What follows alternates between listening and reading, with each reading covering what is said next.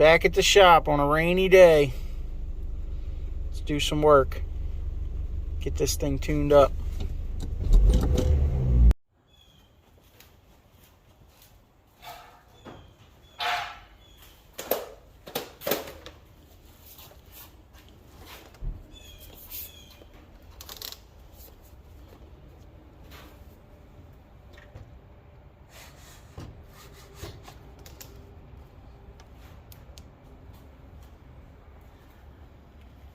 Alright, we're in here. We're going to do some maintenance. We got to change the oil and work on some other stuff, maybe some rust repair, patch the frame,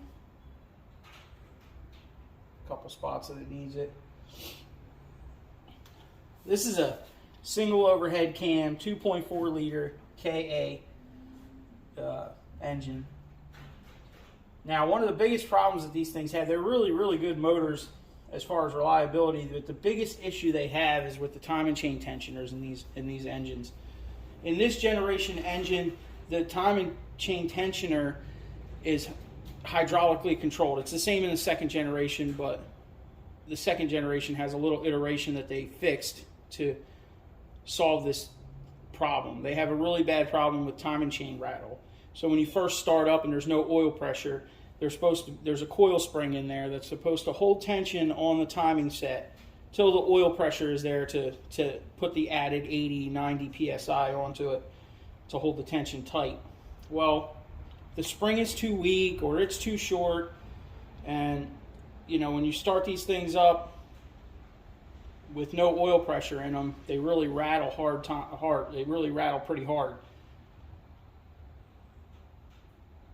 I'll put a video of cold starting this right here so you can see what it sounds like. Cold start without priming it.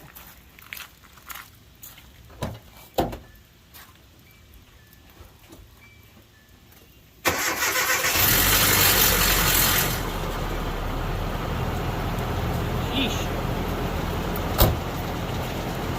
Usually the belt squeals too. Well, now that you heard what it sounds like, that's what I don't want it to do that every time. Now, some of the older Toyota engines kind of had the same issue with the single row timing chains in them. And when they would rattle, they would actually hit a casting on the head or the block, which would wear a hole into the cooling jacket over time, and then you would get coolant into your oil.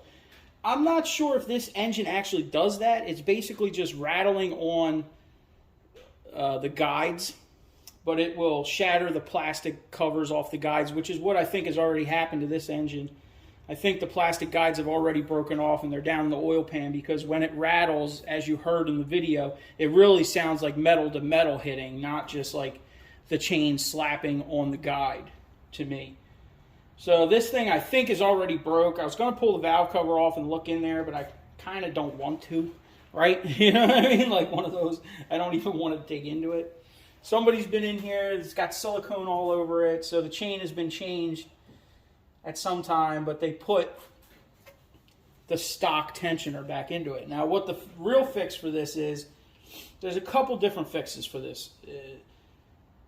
There's a kit out there that you can buy that fits over the head of the tensioner and basically takes up the slap so that there's no slap in there. And you can do it from the top.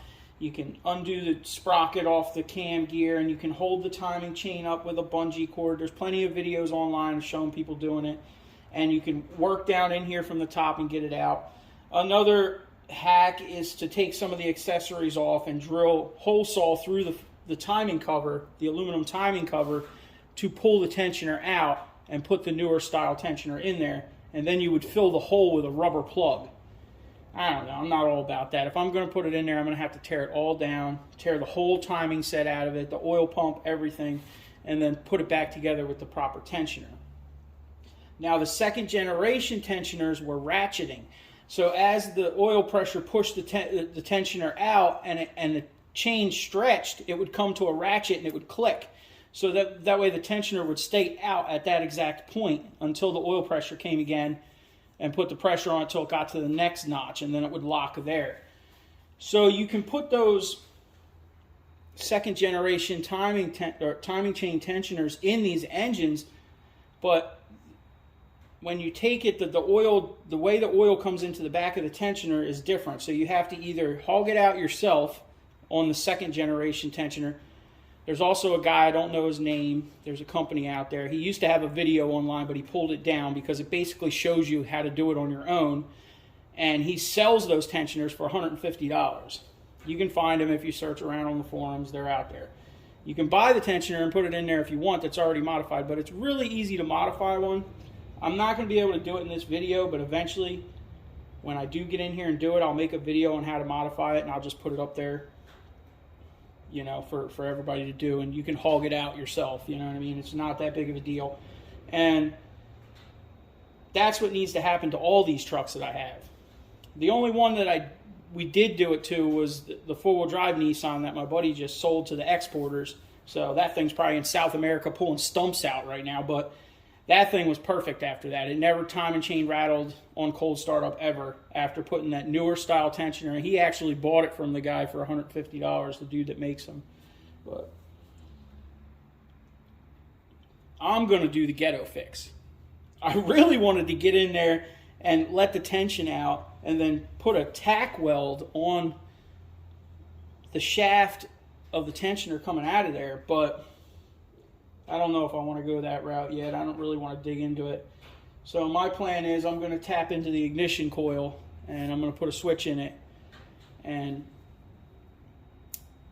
you know, be able to turn the ignition coil off from the cab of the truck. That way I could crank the engine, build oil pressure, turn the coil back on, then start it. And then it will start with 80 psi of oil pressure and it won't timing chain rattle. It won't rattle like that.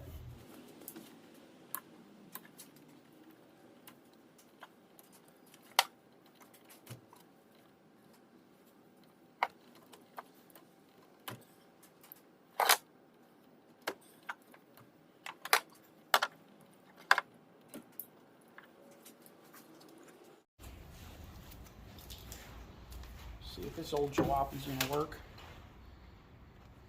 Looks like it is. Alright, so Eddie, you wanna go turn the key on? Alright, so black should be ground, blue should be hot. Turn it back on again.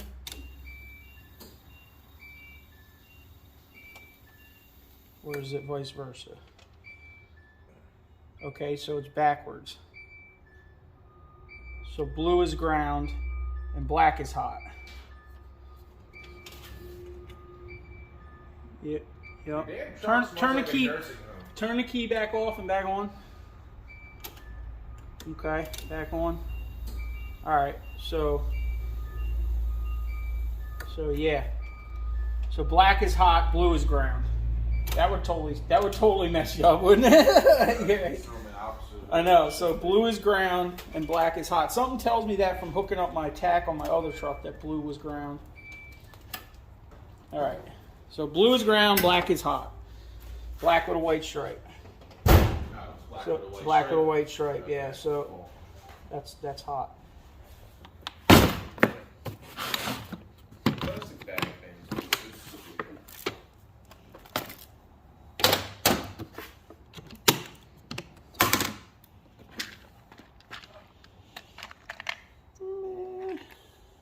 One of these, two of those.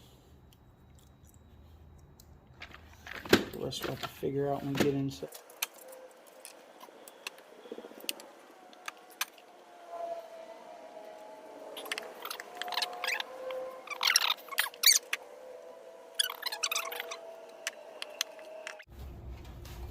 So yeah, this is the wire. We're going to use this red wire.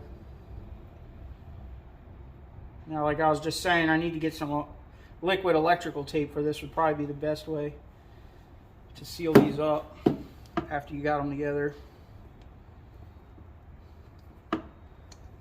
But if you see the way that I have this set up, the stock harness has a female spade connector on it, which I will seal up in there So if this wire or the switch in the dash ever becomes a problem and you can't get the truck started, you could just come out here and reconnect to the factory harness and get your ground signal from there.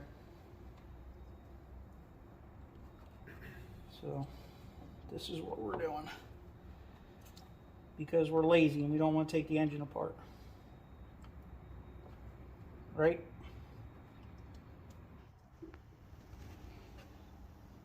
All right, we got the wire hooked up. It's going through the boot with the hood cable. So now I guess we'll just get some wire loom and put it on there. Oh, where's the end of it? Oh, it's so dusty. We ain't been in here in a while.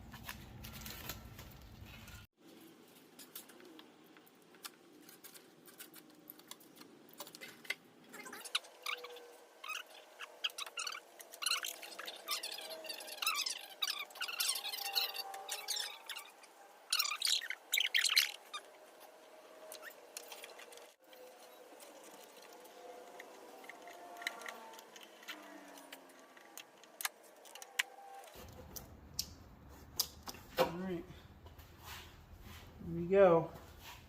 Like I said, we still need to cover this. I'll probably just tape it up for now, but I would like to tape it up in liquid electrical tape. Same with down here on the back side of this connector. That ought to be another day. I'm gonna find some. Thought there was some around here somewhere, but obviously when your hoard looks like this, it's kind of hard to find it. Sometimes. Right there. Yeah, there it is. Alright, it's going to be kind of hard to show you guys what's going on in here because there's just not enough room. But there's the wire. Pulled it through. We're going to come up past the fuse box here and tap into one of these holes. Drill them out, put a switch in there. I have a three-way switch or a one-way. I think it's a one-way. I don't know. I have a switch we'll put in there. So we're going to put that in there. We need to tuck these old diagnostic ports back up there and put a zip tie on them. And we'll hook this switch up and see. And then we'll have to come off the switch and then hook to some ground somewhere under here, under the dash. We'll hook it to something, a bolt or something. We'll ground it out. Now, I know some people might be asking, why are you running it in ground? Every time I go into the cab, if I have the option, I will run it in ground. I used to do it back in the day for air ride switches and stuff. And it's just a simple fact that, you know, if that becomes an issue or something rubs under the dash or rubs through a bracket or something, it's just going to ground the circuit out. It's just going to connect the circuit. So the worst case scenario, it's going to make it start, right? It's not going to catch on fire. It's not going to smoke. It's just going to complete the connection and turn the coil on. It's going to ground the coil out. So hopefully over time it doesn't see like intermittent ground or something. I don't know, but I guess we'll figure that out later. Anyway, that's why I usually run things in ground, is for, you know, abrasion issues, just in case it does come to an issue. You're not just popping fuses, and you'll instantly be able to tell that there's a short somewhere because whatever you're trying to turn off is not going to turn off. Yeah, I know, we're dinging. Alright, we got the switch ran.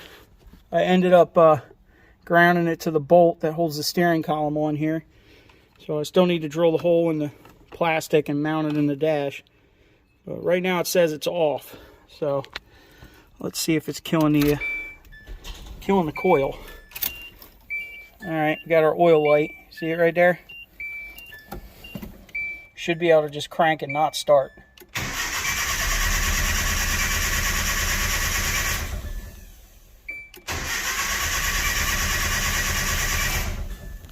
Apparently the oil light doesn't go out, but let's turn it on and see if that helps. Maybe not. We broke it today. Maybe the switch doesn't work. Oh my Lanta, the oil light went out finally. Well, I guess we got a bad connection down here somewhere. All right.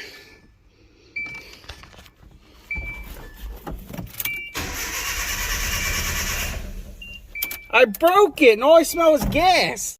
Well, I guess this thing don't want to be rigged up. Because apparently, I mean, you got ground here. I got ground coming out of the cab. I should be able to plug it in here. It must be ran in series with this regulator on here or something, or whatever this is.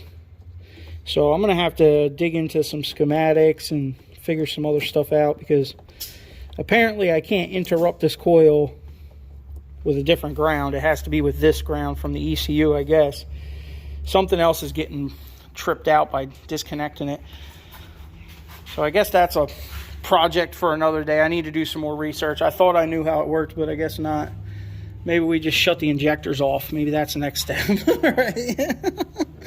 But anyway, let's change the oil. At least get that done. I'll do some more research, at least the wires here, and I'll figure out. I probably need to interrupt this wire here at the beginning of the circuit or something, but I don't know. This is what happens when you try to ghetto rig stuff, right?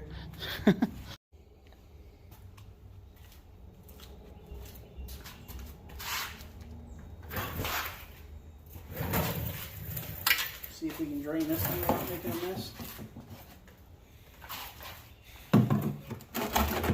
Good luck, right? Without doing an oil rain dance. Surprisingly, we haven't really messed up too bad doing this thing yet. Not yet. Make sure you turn the ball valve off. We don't cause an oil fountain on top of me. Yeah, that's what I mean. I'm surprised we haven't done that yet. We built this thing out of a sandblaster instead of just buying one like a normal person. It sounds really full. Yeah. Oh.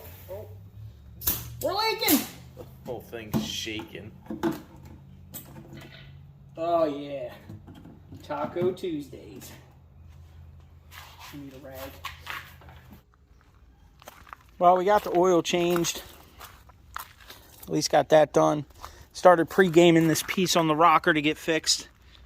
Because, you know, Dickey short season's coming, and that thing just grabs your calf every time you get out of it. So, I think the weather's going to stop raining for today. And if the radar is going to be good, I think I'm going to pull this seat out and try to get my seat cover on there. Might as well get that done. We'll see what happens the rest of the day. Well, I guess we got something done today. We got it on there. Pulled the seat out, unbolted the brackets, popped it through there. Maybe we'll get something to clamp it to these uprights or something to hold them tighter. At least that blue seat will last a little bit longer. Alright, y'all. Hit that thumbs up, subscribe. Not much going on. As you see, it's raining every damn day, so April showers bring May flowers, right? Alright, y'all. See you on the next one.